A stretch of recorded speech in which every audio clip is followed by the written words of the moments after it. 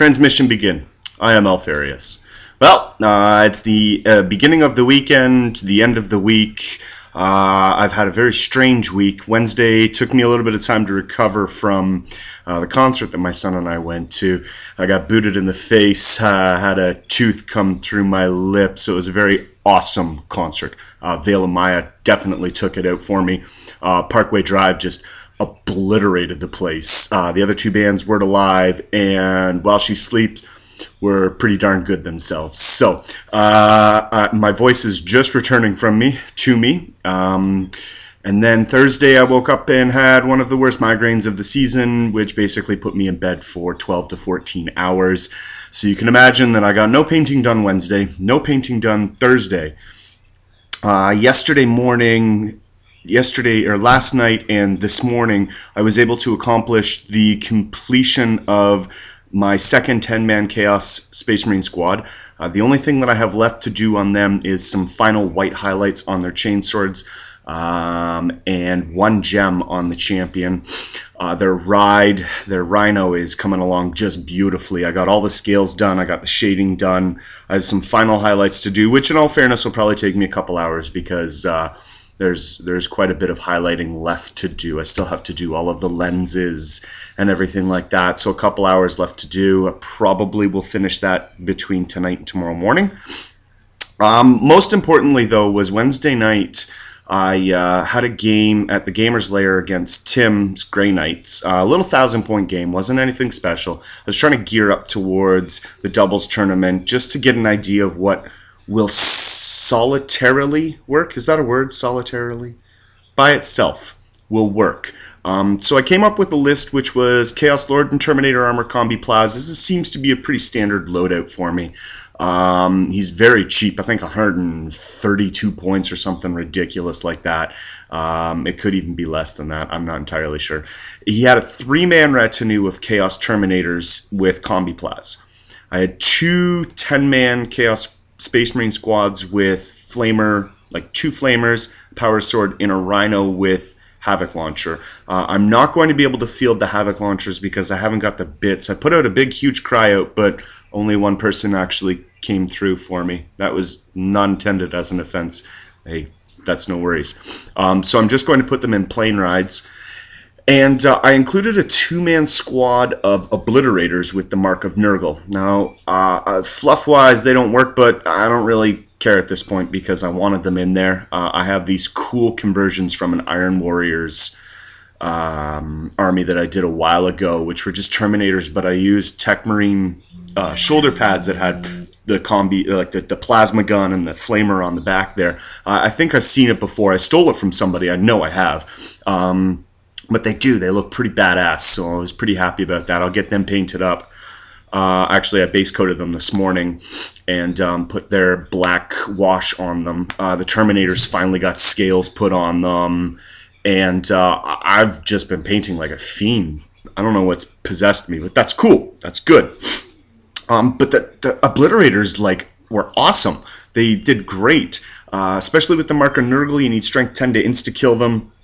And I'm going to give them Veterans of the Long War if I can, because it was pointed out to me that they get a +1 leadership, which means that even if they take a wound or they have to make a leadership test, they're at leadership 9, plus then they get preferred enemy versus Space Marines. You can't complain about that. My one squad, I don't know what was happening. I rolled well with them. They took out a Razorback. They took out some models, everything like that. And then they took 3 casualties and ran. And I couldn't rally them. The damn champion died from a precision shot. And I couldn't look out Surrit. I just couldn't do anything properly with the squad. They came up. They blew up a Razorback. They killed 2 models. And then they ran off the board. I don't know what happened. So I'm contemplating on giving my squads with the 24 points that I freed up from taking off the Havoc launchers, on giving them the Veterans of the Long War as well. Not only will it give them preferred enemy Space Marine, but it gives them a +1 to their leadership, which means that with the champion, they become leadership 10. The other thing that I had contemplated on doing was giving them the icon of Vengeance, I think it is, which makes them fearless. My problem with that is that fearless units can't go to ground. And I'm a huge supporter of camping on objective and just going to ground, because in 6th edition, if you're pinned or gone to ground, you still get to claim that objective. In 5th edition, did I say 6th? Yeah, in 6th edition, you get to do that. In 5th edition, if you were gone to ground, fleeing, pinned, whatever, you couldn't claim those objectives. So I think it's pretty cool, and it's a nifty tactic that was played on me, so I've done it. Now, I put out a Facebook shout. Something that I came across in our game on Wednesday is that power fists on dreadnoughts, more specifically in the Chaos Codex, Mauler Fiends have power fists, Hellbrutes have power fists. They don't have dreadnought close combat weapons anymore. They're power fists. And we were looking through the book to find out if dreadnoughts are, if they sort of ignore that universal special rule, or universal special rule for unwieldy. If that's the case, dreadnoughts strike at initiative 1 now. I don't know. Anything equipped with a power fist strikes at initiative 1. So it's food for thought. And I took a look at it and went, well, does the Mauler Fiends now become less viable? And, uh-oh, my son seems to be waking up. Anyways, I'll make this quick. I made my points. I'm stoked for the tournament. Got it paid up. Boone and I are just going to have some fun. My goal, not only to win some games, to wow some people with eyes on my models, and hopefully walk home with best presentation.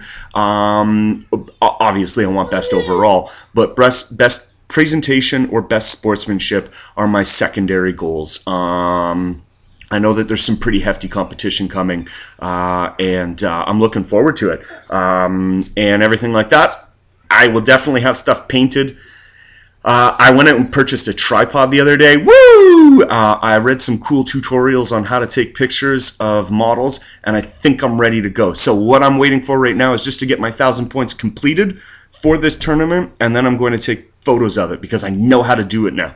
I took a couple of cool photos last night. I'm not going to post them. I'm so evil.